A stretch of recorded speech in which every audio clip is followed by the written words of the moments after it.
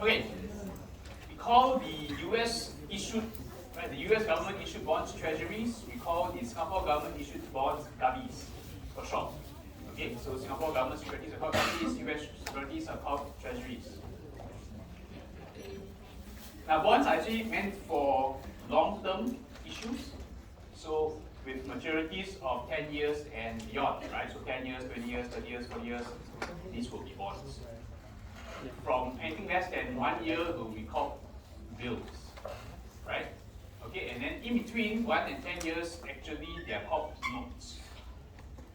Okay, but again, I said in the marketplace, frankly, this word bond tends to be used quite loosely. So anything more than 1 year, sometimes we just use the word bond, right? Okay, so in the market, there's only bills and bonds, yeah. But to be very precise, yeah, the middle part is referred to as a, okay.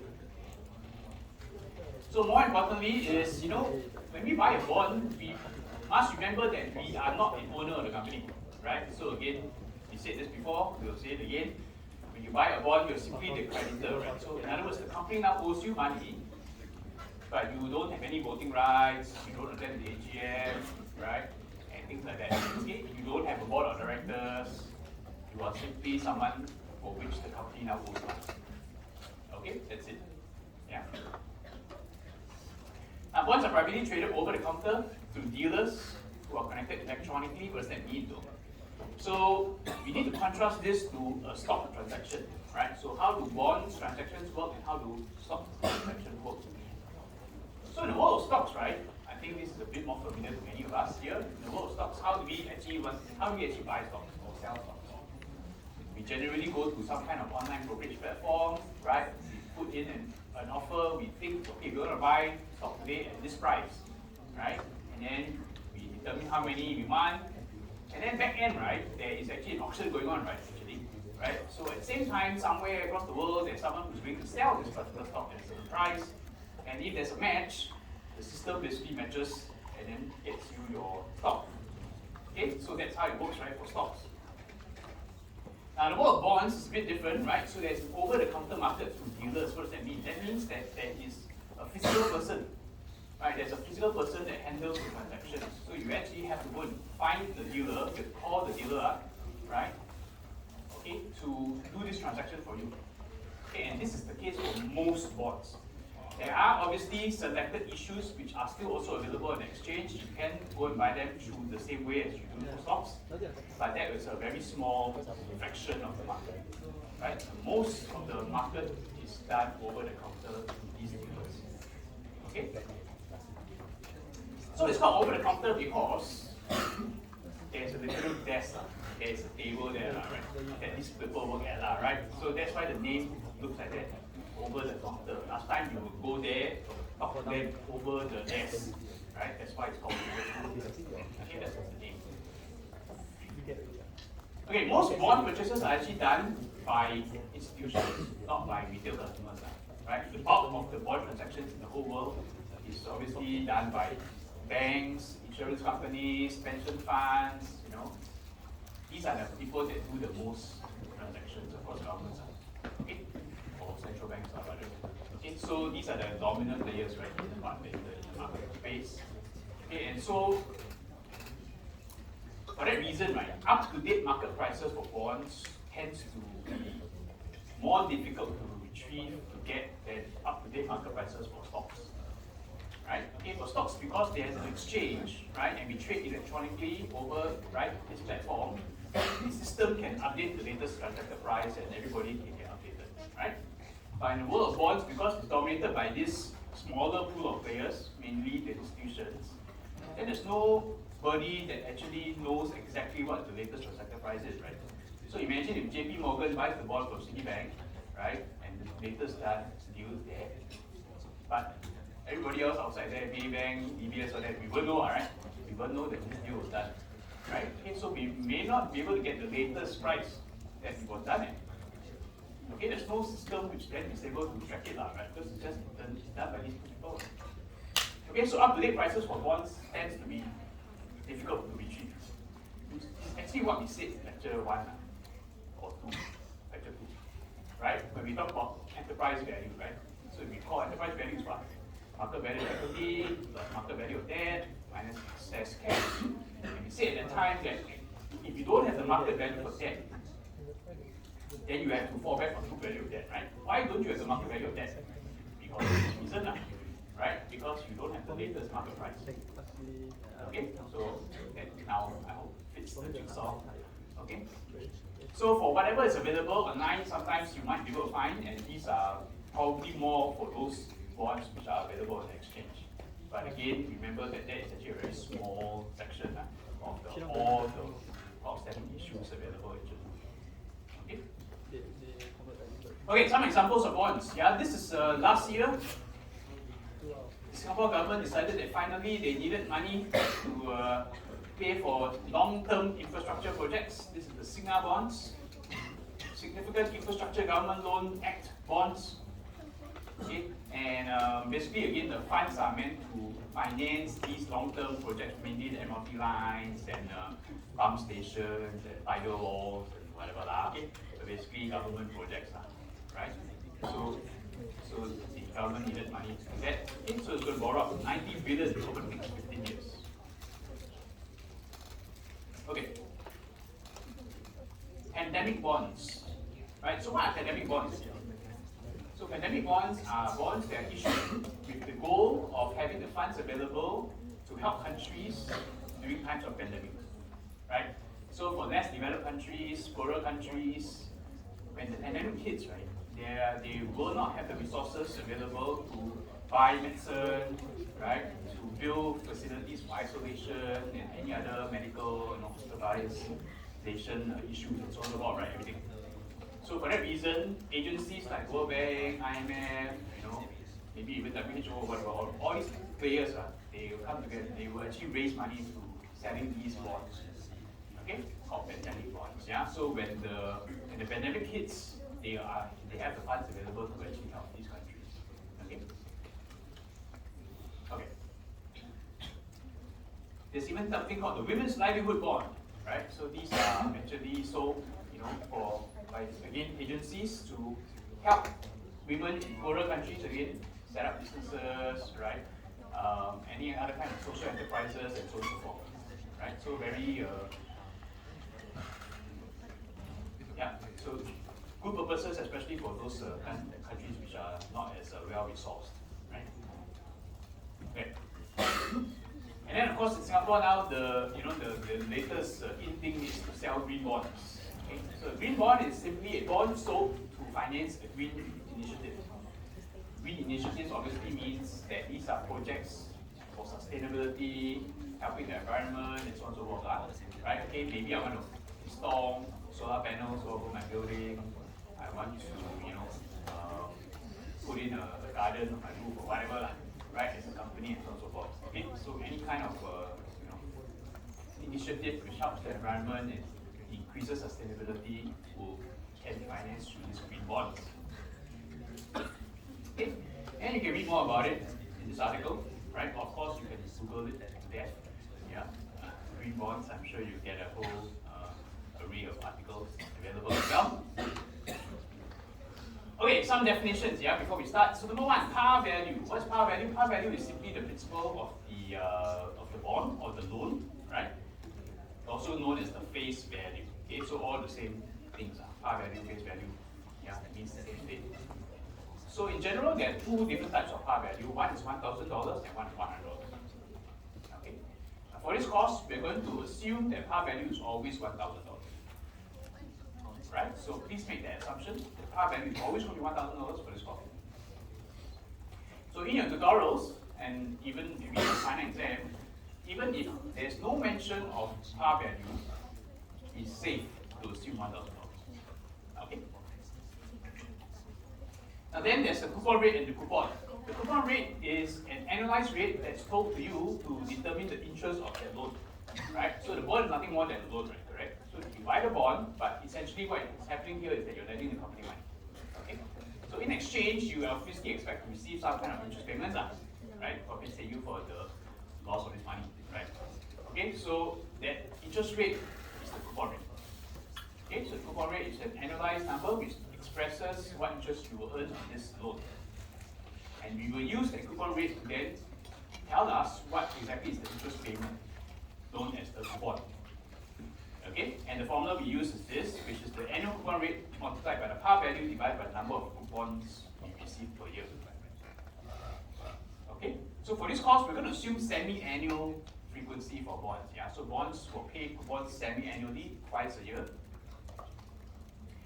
So the denominator for this calculation will be 2, right? Because we expect to receive 2 coupons per year. Okay, and then finally, there's maturity in this term. Maturity is the original length of time for which this bond was sold for, right? So for example, I tell you it's a 30-year bond, just sound like the Singapore bonds, right? So these are 30-year bonds, so they will mature in 30 years. But over time, of course, right, then the remaining time until maturity date will be reduced, right? So 5 years later, after I sold this 30-year bond, the remaining time until maturity becomes 25 years. That 25 years is the term of the bond. Okay, so the term is the remaining life, and of course that is the more relevant time that we need, right? The remaining life is much more important than the maturity. Okay. Okay, why is the interest payment known as the coupon? Maybe because long time ago it was a coupon, right? Okay, so when bonds were first issued, basically this is the bond contract coupon payment. And what happens for investors is they literally cut out a coupon, so they cut out one of these coupons, yeah, and then they bring it to the company, and then the company, there will be someone there, some accountant, to give them their payment, right? Okay, so that's how it was last time, long time ago, right? Okay, but of course now everything's electronically settled, you expect to see it credited to your account and so on and so forth, right? Okay, but of course the name coupon continues to be used, right? Okay, for our course, we're going to only deal with bonds that have finite lifetimes. That means the bonds will mature. However, in the real world, there are bonds that don't mature. Okay, there are bonds that go on forever, and we call them perpetuals or perps for short. But in our course, we will only be dealing with bonds that will mature. All right. So again, the date on which they mature is known as the maturity date, of course. Yeah, but it is the remaining life of the bond that is the more important information, right? Which is the term. Okay. Time remaining until the repayment date is known as the term of the bond.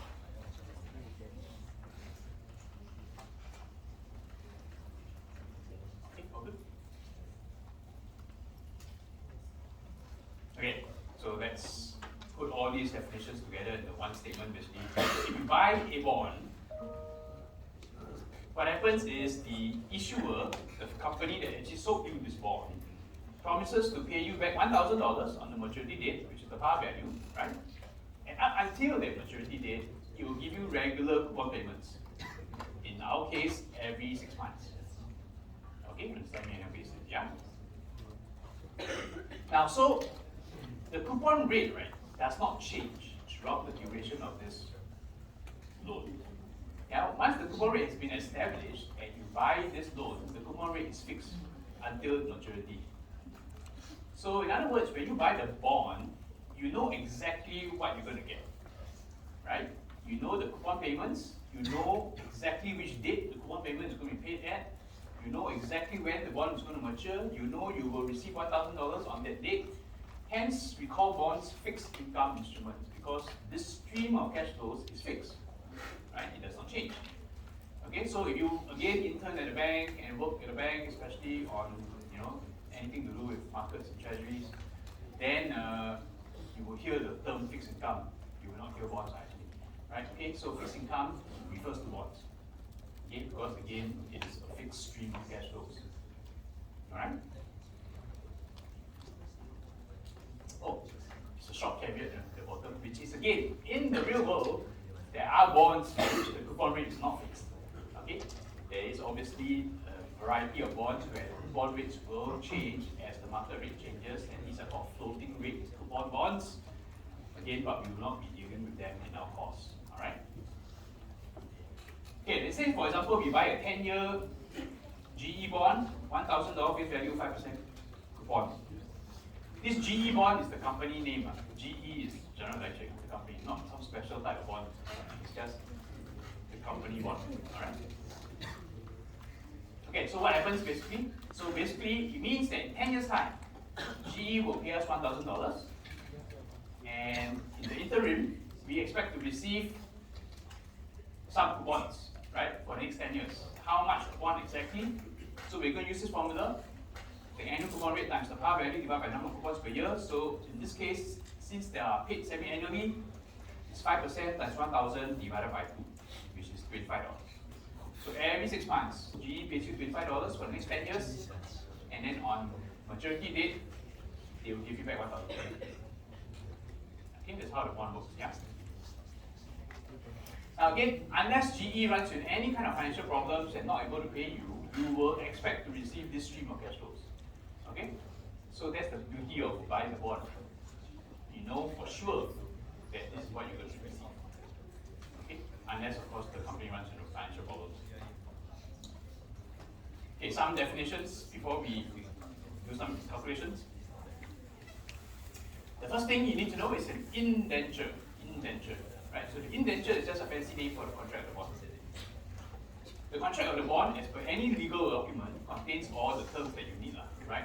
The maturity date, total outstanding amount, when the coupons are being paid, what's the coupon rate, any other legal covenants that you need to know particular to this bond issue, and so on and so forth. Right? All the things that go to any contract. Okay? Now the next term sounds very similar, but it's completely different things. It's called the debenture. So the debenture is nothing more than an unsecured bond, which means there is no collateral backing this loan. Okay? So you buy this debenture from a company purely out of good faith. You have belief that this company will not run into financial problems and will be able to pay you what it promises to pay you. Okay? Now bonds have different levels of seniority. So there's senior bonds and there's junior bonds. And these levels of seniority tell us the pecking order or the hierarchy of payment. So again, senior bond holders will get paid first, then coupons, then junior bond holders, and so on and so forth. Right? Okay? Now bonds can be a bit souped up, right? So we can actually make bonds a bit more interesting by embedding options into the bond. So there are only two options we need to worry about, right? Even though we cover options in lecture 12. But there are only two types of options. There are call options and there's put options, right? A call option is the right to buy something. Put option is the right to sell something. Okay? Now if you embed the call option into the bond, this allows the holder of the option to buy this bond. And when we talk about a bond with a call option embedded, it becomes a callable bond. And the holder of the option is the issuer, is the company, right? And so it allows the company now to redeem or buy back this bond prior to the maturity date. Okay, so imagine if I sell a 40-year callable bond, but on year 10, if conditions are favorable and the company chooses to do so, the company can choose to redeem all of the bond back, which means pay back the principal to all the investors at that time, in year 10, okay, instead of waiting until year 40. Okay, that's the callable bond. And the reverse can be available as well, where we have a puttable bond, which means there is a put option embedded into the bond. But this time, the holder of the put option is the investor, right? So you bought this bond, it's a puttable bond. It means basically you have now the choice of selling the bond back to the issuer prior to its maturity date. So you don't have to wait until year 40. Again, in year 10, if you somehow need the money, you have the choice. You can actually exercise the option and sell this bond back to the issuer. Okay, puttable bond, yeah? Okay, some bonds actually come also with convertible options, right? So in other words, there's an option there that you can convert your bond into stock. Okay, again, obviously there are conditions which need to be met before it can be exercised and so on and so forth. Right? Some bonds come with protective covenants. Okay, what is a protective covenant? So let's just define these two words. Protective, right? So obviously they're meant to protect something, right? In this case, they are going to protect the investor, right? So the investor is protected. What is the definition of a covenant? Covenant simply just means an agreement, right? An agreement, right? So it's an agreement that's set in place between the issuer and the investor, which aims to protect the investor. Yeah, that's what a protected covenant is. What are some examples? So when you buy this bond, the issuer will tell you, okay, to protect your interests, I will make sure my debt ratio does not exceed 60%. My net working capital cannot drop below $250 million. I will no longer sell any more senior bonds compared to this particular issue. Right? So on so forth, right? How does all these things protect the investor actually? Right? So obviously, what is the concern of the investor when you buy a bond? The chief concern is just that the company runs out of money, that's all. Right?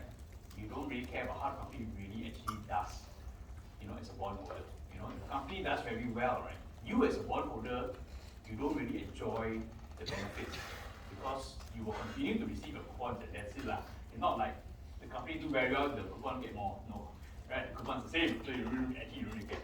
As long as the company doesn't go down, doesn't go under, right?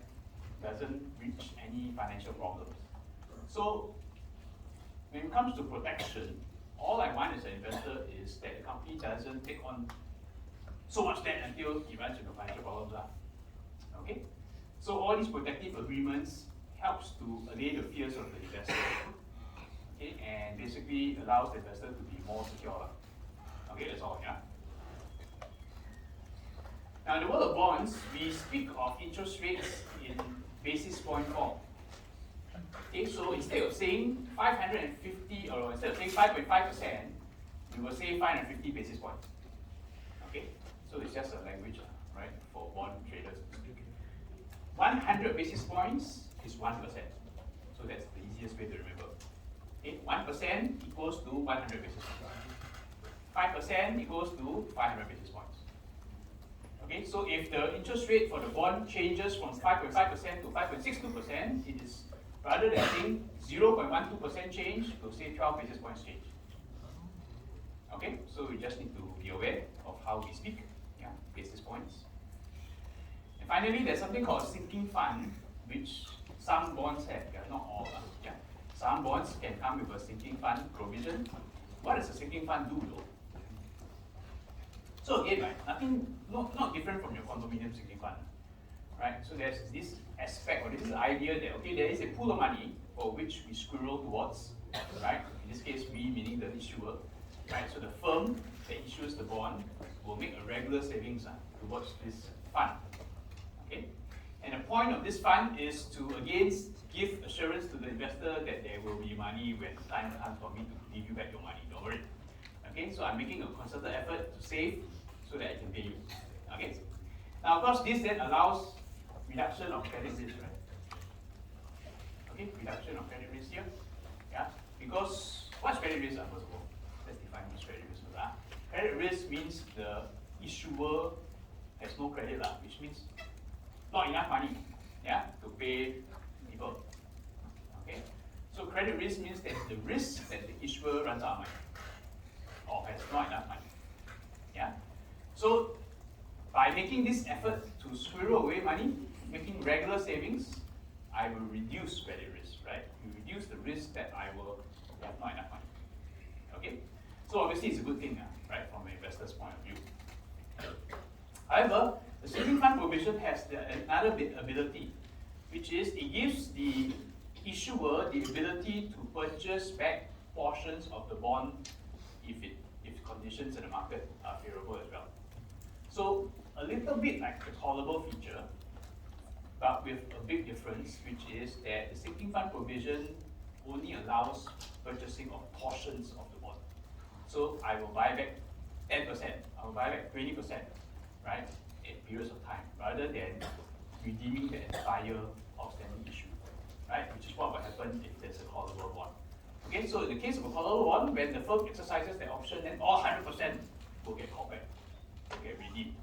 In the case of a sinking fund provision, then only parts will get redeemed. Okay, and so that's the key difference.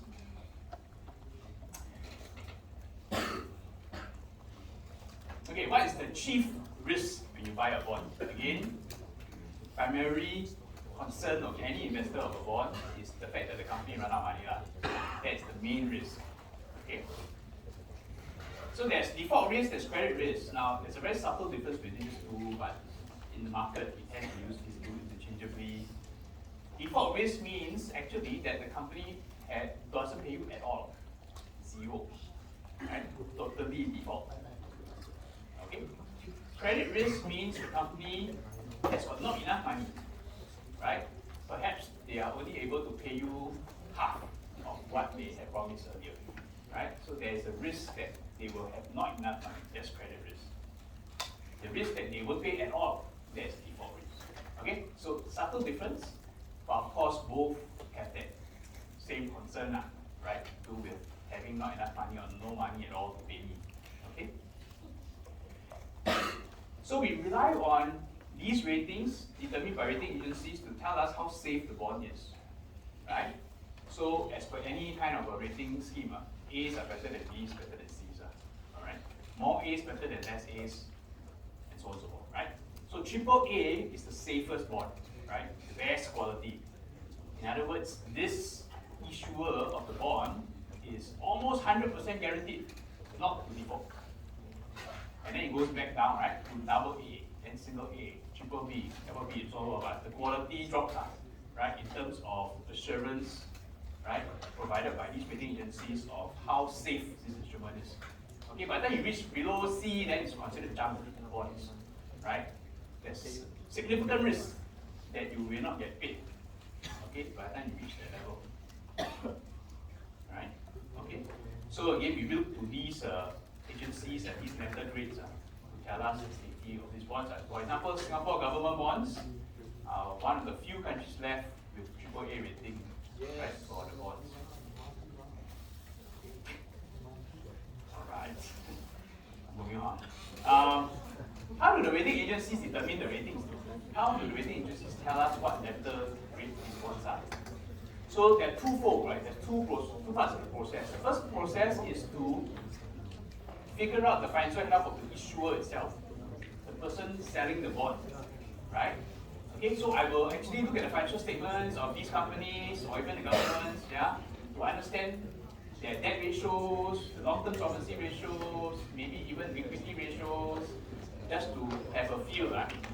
Whether or not they already have a lot of debt, whether they are really struggling making payments and so on, right? And the second part of the process involves looking at the features of the bond itself. Right? Because company XYZ can be issuing different types of bonds.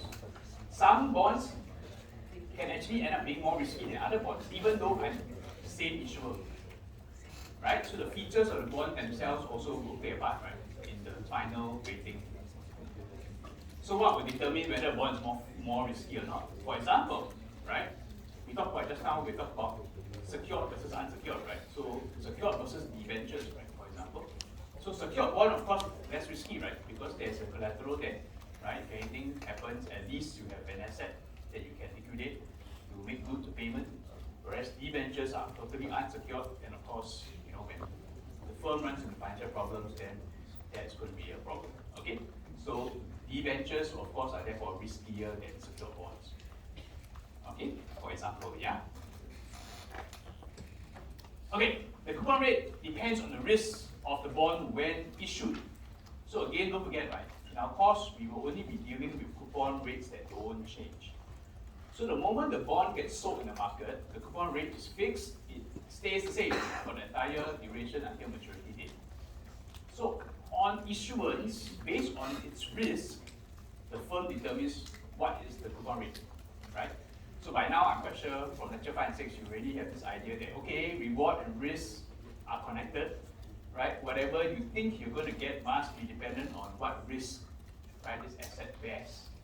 The greater the risk, the greater the expected reward, right? So the riskier this bond is, the higher must be the coupon rate on the issuance. Make sense? Because the issuer must give incentive for the investor to buy the bond, right? Right? So it's a very risky bond, I must give more incentive. Okay? So in that case, amongst these bonds, which one has the higher coupon? So I said the first one already, right? Between secured and unsecured, obviously the unsecured has a higher coupon, right? Because it is riskier. Between subordinated, which is junior, and senior, which one will be had a higher coupon? Of course, the subordinated, right? Which is the junior bond. So the junior bond is riskier because it is lower in the hierarchy of payments, right? You pay the senior bond first. Where by then maybe you run out of money already, that's the problem, right? So of course, junior bonds therefore are riskier than senior bonds. Sinking fund versus one without, then one without, right? Since we have already established that the sinking fund reduces credit risk for the investor. Finally, callable versus non-callable, which is riskier? It is the callable. Okay, the callable is riskier. Why? Because the call option resides with the issuer. The issuer is the one that holds the option. Anyone who holds the option has the power, right? Has the advantage because you are the one that has the choice. Right? So if the issuer decides to call back the bond, what happens is basically that the investor loses the coupons for the remaining life of the bond. Imagine if it was a 30-year bond, again, on year 7, the investor calls back this bond, I'm going to give you back your principal in year 7. Basically, it means that the investor loses the coupons from year 8 onwards, right, all the way to year 30, right, and no longer will receive these coupons. So, of course, there is some risk. And I have absolutely no idea when this company can call them back. Maybe you call back year 7, maybe you call back year 10, maybe you call back year 12, right? So this uncertainty obviously introduces risk. Okay? Okay? Okay, valuation in general, right? So the idea is again, in lecture 1 we say what is finance? Finance is just simply a discipline of valuation, right? We want to determine values, we want to make optimum decisions based on that valuation. So how do I value a bond in general, right? Or how do I value any asset for the matter in general? So I'm going to value any asset simply by taking the present value of its future cash flow stream. Right? So any asset is valued the same way. Whether we're talking about bonds, and then next week we're talking about stocks, and then in the future we're talking about companies. Okay, so the process of valuation is the same. It will simply be the present value of future cash flows. Okay? So in the bottom, what are the cash flows? We have coupons, and then we got the face value, or par value, right? Now the coupons are an annuity. Because they are the same payments, they happen at regular intervals, which in our case is 6 months, and they stop. Right? Because in our case, again, we assume that there is a maturity for the bond. So since all these 3 conditions are met, it fulfills the definition of an annuity. So it becomes the present value is an annuity for the coupons, and then the par value is simply just one lump sum of $1,000 at the end of the life of the bond, right? So we present value that one as well. We add these 2 together, that becomes the price of the bond. Yeah. So you can use formula if you want, right? The first half here is the present value of the annuity formula, and then the second half is just the present value formula. Okay, so if you add these 2 together, that will be the price of the bond. Okay, of course, most of the time we won't be needing the formula.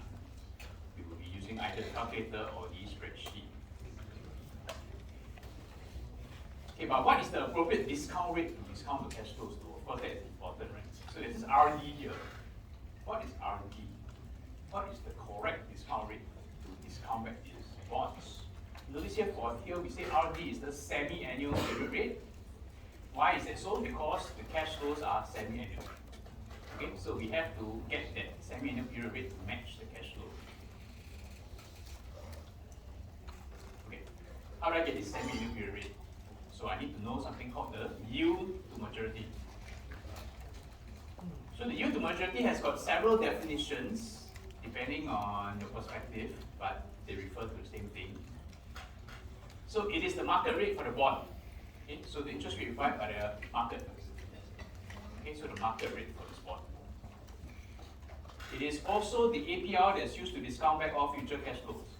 So YTM is an APR, basically. So to get the semi-annual period rate, you take the YTM and you divide by 2. So it works exactly like the APR for any time value money question, right? So you simply divide the YTM by 2 to get your semi-annual period rate. It is the most often quoted yield, so we call it yield for short. Yeah. So when we say what's the yield of the bond, we mean what's the yield to maturity.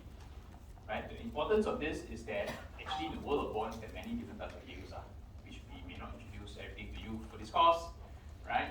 And you will learn more in the higher level courses. Okay, but just know that there are several types of yields, and because the yield to maturity is the most important one, it takes the short form of yield. Okay. Lastly, the yield to maturity is also the expected return from holding the bond through maturity. That's why it's called yield to maturity, right? What you expect to receive if you hold this bond until it matures, then that's also the yield to maturity. Okay, let's price this bond. It's a 10% 5-year semi-annual note. Okay, I use the word bond now, so I'm guilty of not following the precise definition. Since it's a 5-year, it should be a note, but okay, let's assume that it's bond. It has a 1,000 par value and a yield to maturity of 10%. So notice here there are two different 10%, which makes it very confusing. The first 10% is the coupon rate. Okay, so a 10% 5-year semi-annual bond. This describes the bond. It has a 10% coupon rate, it's got 5-year maturity, it pays semi-annual. Okay, so those are obviously important to know. Has a $1,000 par value. This is actually irrelevant, or rather unnecessary, redundant rather, for the word I'm looking for. Right? Okay, so a lot of times in your tutorials, for example, we don't even bother to tell you this because you will assume that that's the case. Okay? And then a yield to maturity of 10%. How do I price this bond? So if you were to draw a timeline to represent the cash flows, what will we expect? So it's a 5-year semi-annual bond, which means every 6 months we get a cash flow. 5 years means 10 cash flows. So N is 10. How much do we receive each time? Right? So we use the formula, which is the annual coupon rate, 10% times 1,000 divided by 2, $50 every 6 months. This 10% is the coupon rate. Okay, it's 10% here, coupon rate. Yeah. What's the discount rate? It's the yield to maturity, in this case 10% also, divided by 2. Okay, this is the semi-annual period rate. Therefore, what's the price of this bond? Present value the coupons, you can use formula. I'll show you the calculator and especially later on. Yeah, you can present value this par value and then add the two together, you will get the price, $1,000. Yeah. Okay. Calculator. N is 10. FV is 1,000. Okay, because the 1,000 par value is received by the N, we use the future value. PMT is the coupon itself, right? So each coupon is worth $50, 10% times 1,000 divided by 2, so each payment is going to be $50. The interest rate is the semi-annual interest rate, it is 5. And then compute PV, you will get negative 1,000. So for the world of, when we try to calculate bonds, anything to do with bonds in your calculator, the signage of the cash flow is critical information, right? Because now we're bringing in more than one cash flow, okay?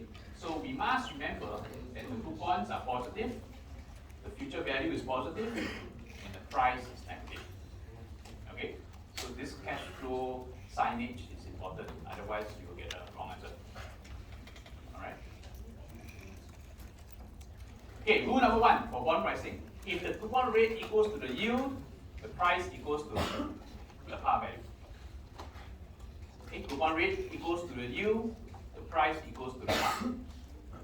Which means the bond will be at $1,000. So here coupon rate is 10%, yield is 10%, bond price $1,000. So without even doing any calculation, you already know that. Okay, immediately. Okay, you want to use Excel formula, then we use the PV formula for Excel. Again, just present value this cash flow stream, no big deal.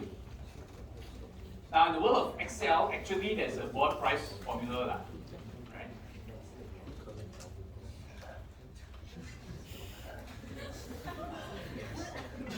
Thanks.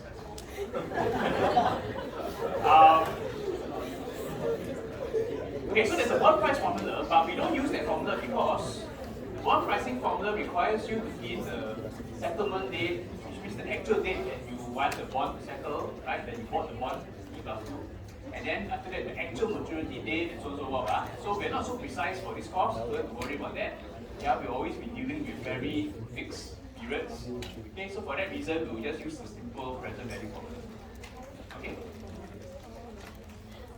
Yeah, so we get negative $1,000 as well, so no problem.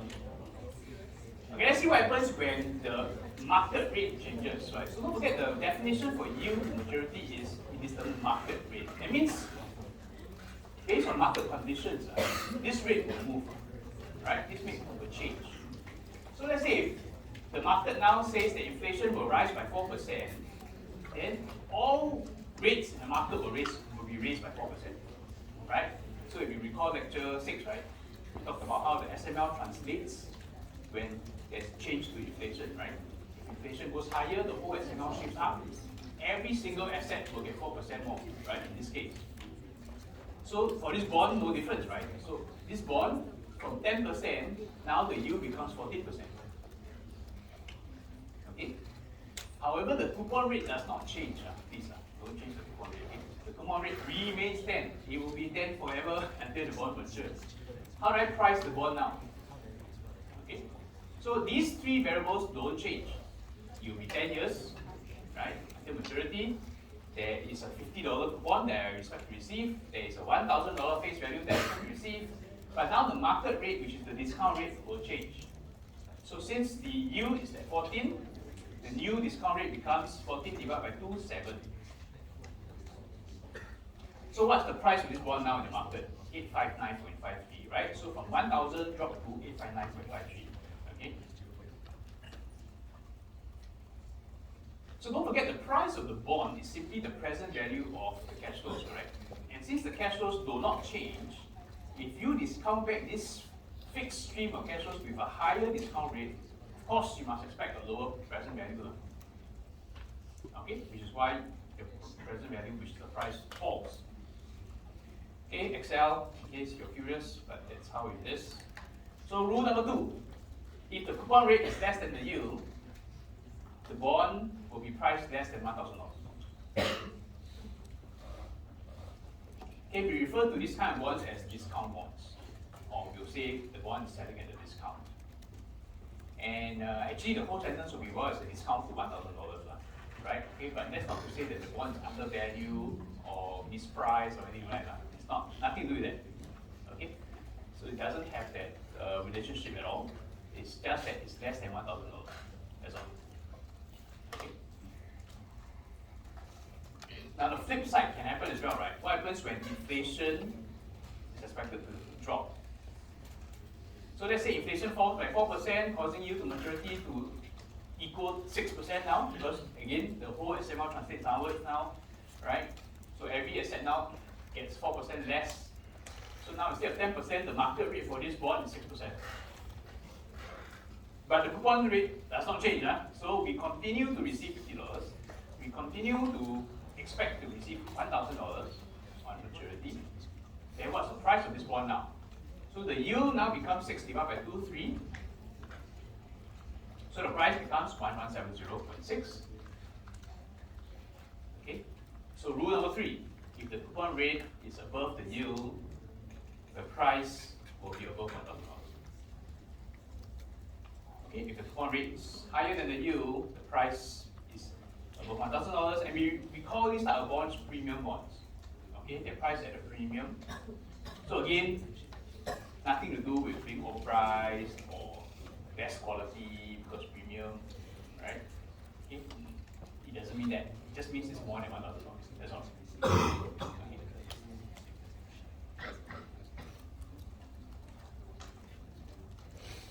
Okay, we're gonna take a short break.